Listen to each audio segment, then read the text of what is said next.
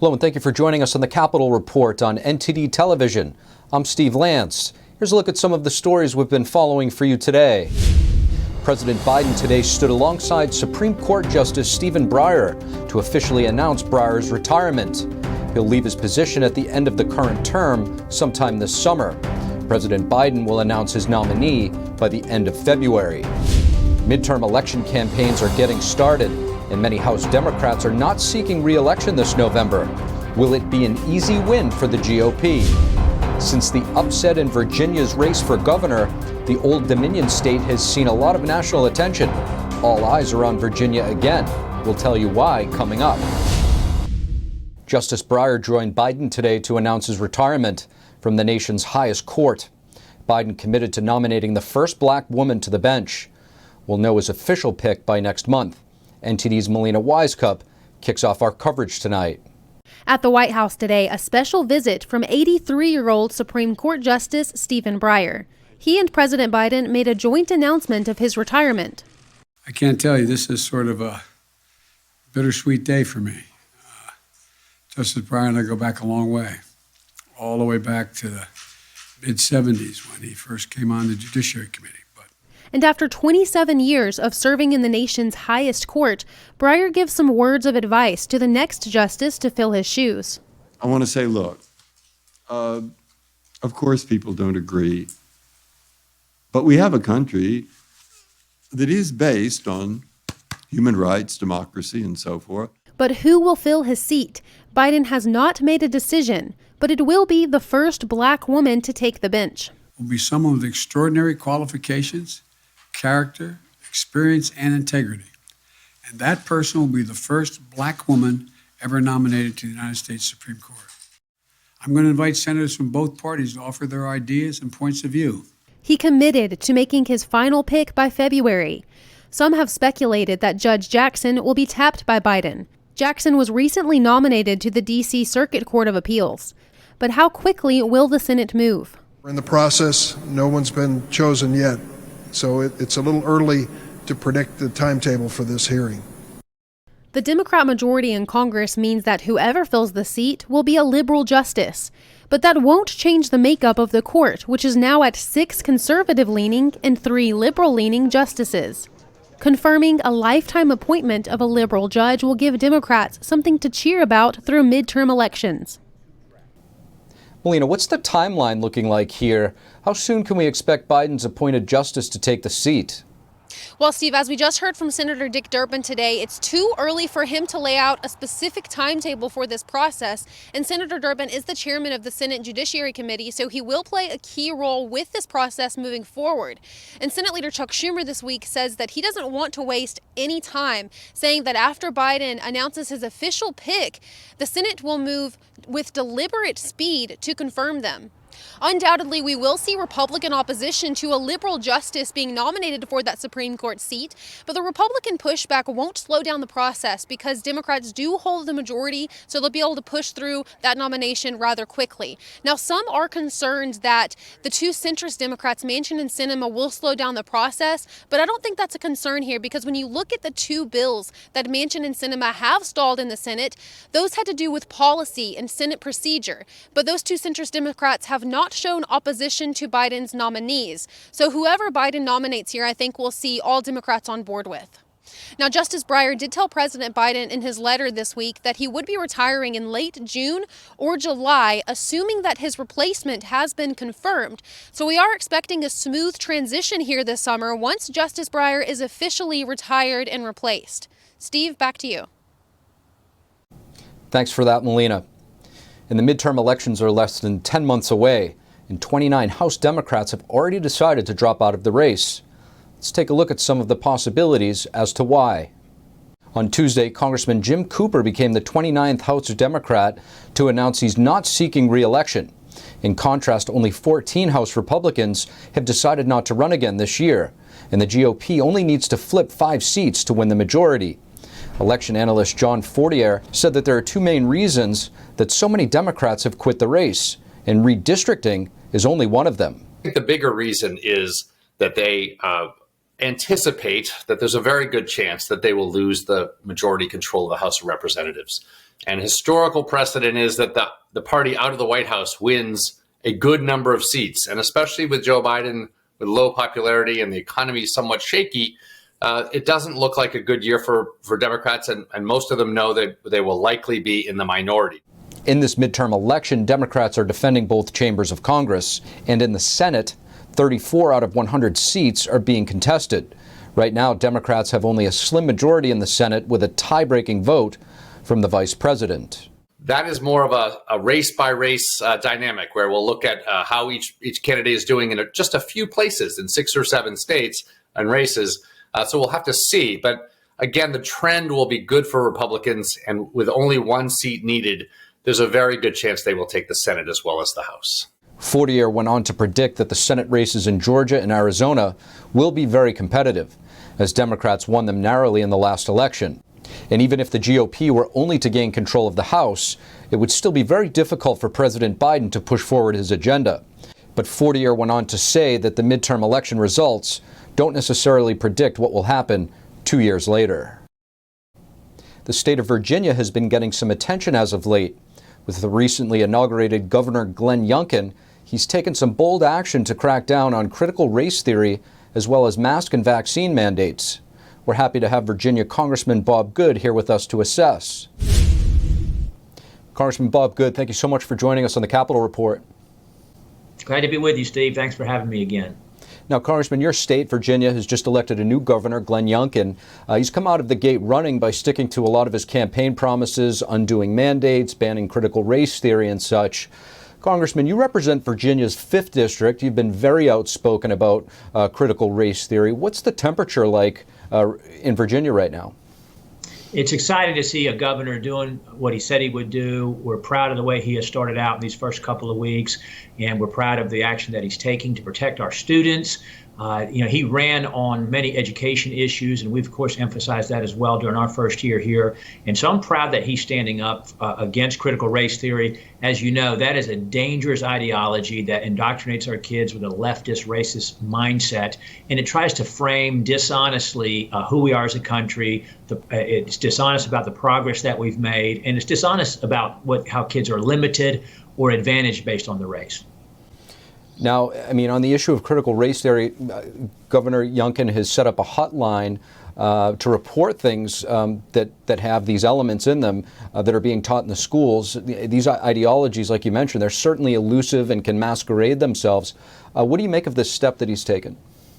I think it's courageous on his part. You can tell a lot by how well you're doing, by the enemies that you have and the attacks that you're taking. And of course, the left and the media are going crazy over him doing this. But parents and kids obviously on the front line, and parents supporting them are the ones who know what's happening in the schools, and they're the ones who need to report, frankly, violations of the policies of the new administration if they're doing that in the school systems. They pointed to Governor Northam for support for the wrong kind of ideology that was going on in our schools. We have a bill, as you know, that we've introduced that says that teaching of critical race theory or those kind of teachings that would separate kids or discriminate kids based on their race is a violation of their civil rights.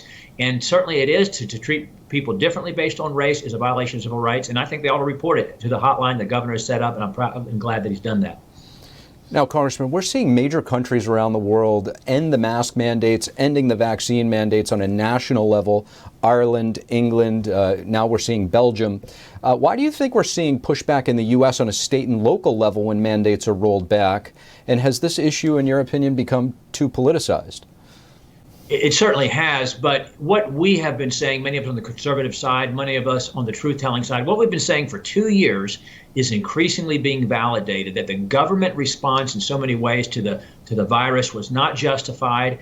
And you're seeing that now when it comes to the mask mandates, the way it's being handled increasingly across the country. We even had a doctor on CNN say that it was just face decoration to wear these cloth masks that we've been forced upon our children. But to think about what we've done to our children, especially these first 2 years, we have sacrificed children in favor of teachers and teachers' unions. And the damage that we've done to children over these past 2 years is incalculable. The learning loss, as well as the social development, the academic development that's happened.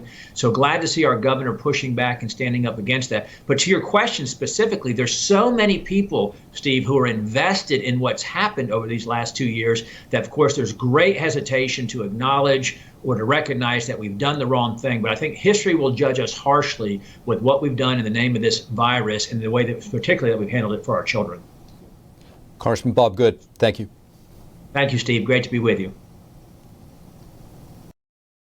Vice President Kamala Harris is in Honduras today to attend the country's presidential inauguration.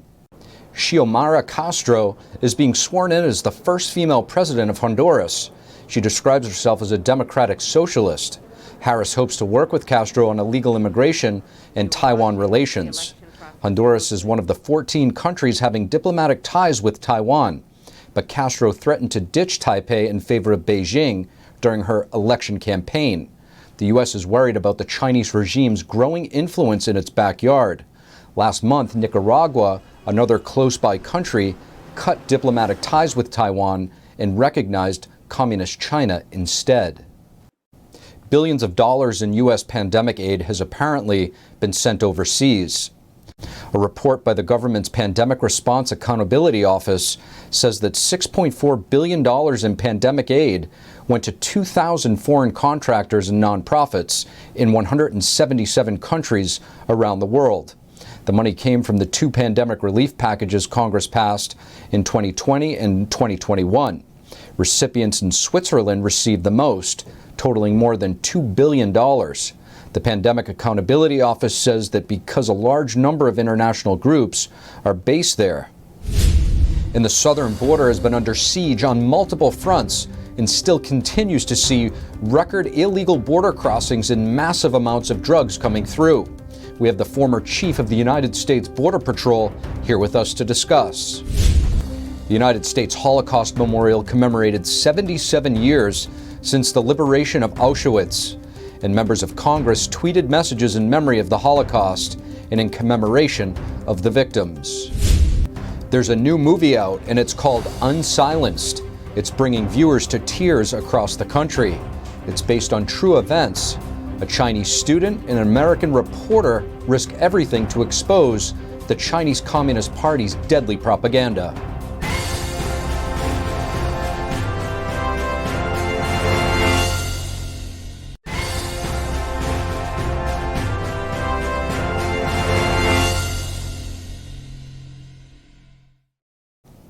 Hello and welcome back to NTD's Capitol Report. Today marks the 77th anniversary of the liberation of the Auschwitz concentration camp. Members of Congress tweeted messages in memory of the Holocaust and in commemoration of those victims. Nazi Germany designated Auschwitz as one among a network of camps for killing Jews. The Nazis had killed at least 6 million people, primarily Jews from across Europe. Congressman David Rouser of North Carolina sent a message saying, quote, "We must vow to never forget and never let these atrocities happen again." Other members of Congress sent similar messages, reminding us of the atrocities and danger of anti-Semitism. In the United States Holocaust Museum is also commemorating International Holocaust Remembrance Day. The Holocaust Museum website emphasizes that these historical lessons are still relevant today, given the recent violence at a Texas synagogue and anti-Semitism in other parts of the world. In a short film at the museum's website, survivors reflect on the killings and extreme suffering of the Jewish people during the Holocaust. The film honors those who risked their lives to rescue persecuted Jews. Tina Strobos, who worked with her mother to save 100 Jewish refugees, explains why she took the risk. Why did the rescuers do it? My mother said to me, you know we can get killed, but you know, even if it's the last thing you do, you have to do that. Because you can't live with that injustice and not do anything, and then live with yourself. An award-winning film is bringing viewers to tears across the country. It captured the story of a jaded American reporter and a team of innocent students as they risk everything to expose the Chinese Communist Party's deadly propaganda. The movie is based on true events.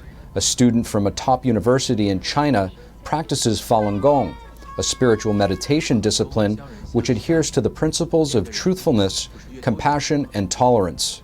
But overnight, he finds himself an enemy of the state.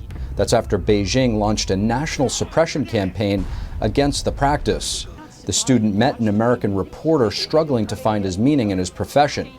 Together, they're faced with a choice: to tell the truth, risk their lives, or stay silent. In Delaware, State Senator Dave Lawson gave his take on the film. Shocked, amazed, certainly felt that I was way behind in what was going on when this started in 1999, and now 23 years later, this is now just coming out. I'm embarrassed I didn't know more. Another audience member says that even though the movie made him sad about human rights abuses happening in China, I think it was also the mission of the film is to make you feel somewhat hopeful that there is redemption, that at the end of the day there is some hope if we fight for what's right. the movie is premiering in cities all over the country, including New York, Washington, D.C., and California. As we reported to you earlier this week, the U.S. has seen a record number of apprehensions at the southern border, with record seizures of the deadly drug fentanyl. Earlier, we spoke with former Border Patrol Chief Rodney Scott. Rodney Scott, thank you so much for joining us on the Capitol Report. Thank you for allowing me to be here today.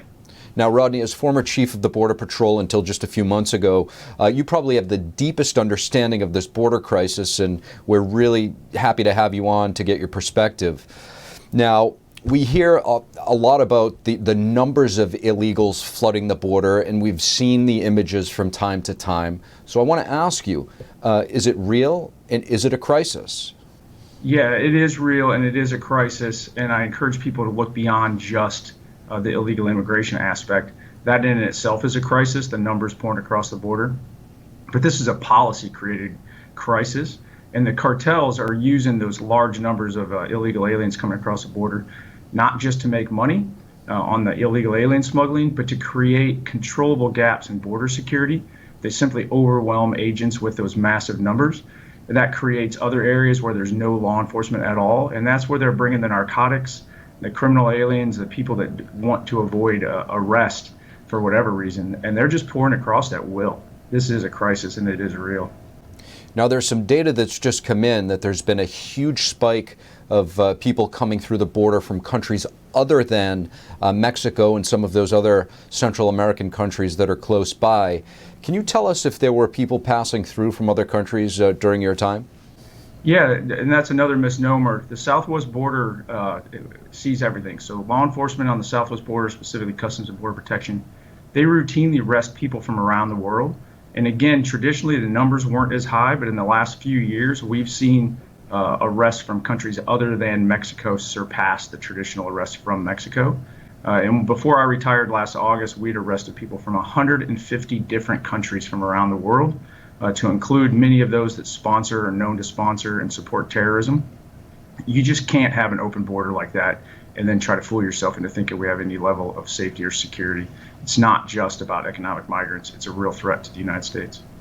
Now, another report that just came in showed that fentanyl, the drug that's killing millions of people around the world, seizures are up over 1,000% along the border in Texas. Why do you think that is? Well, I need you to think about that a little bit too. So those seizures are up dramatically at a time where actual patrol enforcement on the border is at all-time low. Especially in Texas, the Border Patrol is completely overwhelmed with this migration issue. And there's large sections of border that have gone completely unmanned. Texas DPS has stepped in and the Texas National Guard to try to help out. But with all that going on, we're still seeing record seizures. But people need to understand a lot is getting away. Last year, there were documented over 400,000 incidents with evidence-based documentation by U.S. Border Patrol that people got away. And we have no idea what they had with them. But when the cartels see that type of an environment, they see it as, hey, now's the time to go. So those record seizures are great in one aspect, but they're telling us that we have a very open, porous border on another, because those seizures are not affecting the price of narcotics on the street at all. Now, if there's anybody who's going to know how to fix this problem, I think it's going to be the guy who's been on the front lines and understands the intricacies of the situation. So with that said, is this border crisis solvable, and what are the solutions from your perspective? It is solvable, and I think we proved that in the last administration. To give the last administration a lot of credit, what they really did was go to the border security experts and ask them, hey, what should we do? And then they followed up on it. So programs simple like Remain in Mexico, the migrant protection protocols that prevent people from being released into the United States before a judge adjudicates their case are critical. That made a huge difference in the immigration. But that border wall construction was making every single Border Patrol agent more effective on the border. They could simply cover a larger area. It was a smart wall. No one wants to talk about that, but it involved technology that was helping the agents to respond in a smarter way, not just respond.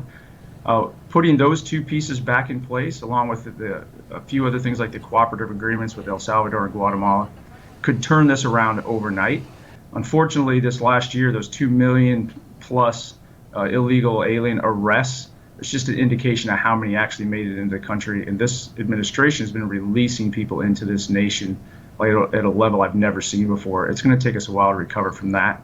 But we could secure the border with simple policy decisions and acting on what Congress has already appropriated to build that smart border wall system and make the agents more effective and really just secure America just like you'd like to do your home. Former Border Patrol Chief Rodney Scott, thank you. Thank you for having me on today. I really appreciate it. And North Korea fired what appeared to be 2 short-range ballistic missiles today. This is their 6th round of missile tests this month alone.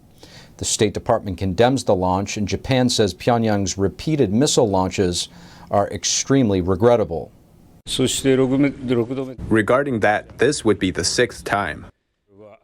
We lodged protests, and I think this is extremely regrettable. The Japanese Prime Minister told reporters that the recent missile launches violate United Nations Security Council resolutions. A State Department spokesperson condemned the launches, but still called on North Korea to engage in dialogue. Thursday's launches came after North Korea fired 2 cruise missiles on Tuesday. This has added tension to the Korean peninsula, as disarmament talks among Pyongyang, Seoul, and Washington remain stalled. Experts say North Korea wants to pressure the Biden administration to ease up sanctions against the regime. That's all we have for you this evening on the Capitol Report. Thank you for tuning in on NTD Television. From Washington, D.C., I'm Steve Lance. Have a great evening, and we'll see you tomorrow.